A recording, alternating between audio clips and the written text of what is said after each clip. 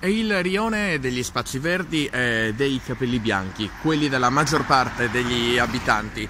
Poco meno di 8.000 sono quelli che risiedono in Fonsarda e nel rione cagliaritano un nuovo centro commerciale è pronto a sorgere tra via Chiabrera e via Biasi e nel frattempo i negozi sono sempre meno. I commercianti che sono destinati a chiudere entro il 31 dicembre sono almeno 7 tra le cosiddette vie dei giudici, reggono pochissime attività.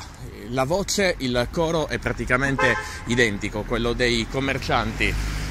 Impossibile continuare a tenere aperto, ci sono attività che nei fatti sono durate pochi mesi prima del De Profundis, come un negozio di detersivi o uno di abbigliamento. Il rione della Fonsarda quindi ingabbiato nella crisi, ve ne avevamo già parlato, e adesso con questa novità dell'ennesimo centro commerciale. E proprio nel rione ci sono già centri commerciali, ce n'è uno in via Figari e poi anche altre realtà lungo la superficie. Serrande abbassate e cartelli di affittasi o vendesi, insomma si tenta qualunque carta pur di cercare di far tornare a girare l'economia, però nei fatti la situazione vede una trentina scarsa di attività commerciali lungo tutto il rione.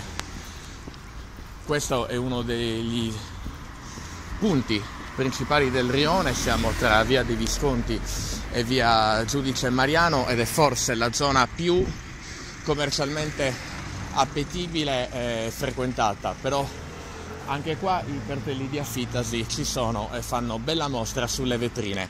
Là in fondo, a poche decine di metri, il futuro del luogo vede l'ennesimo centro commerciale in un rione, quello della Fonsarda, dove, come dal nostro report di meno di 2 mesi fa, molte persone rinunciano anche a comprare il latte e la carne.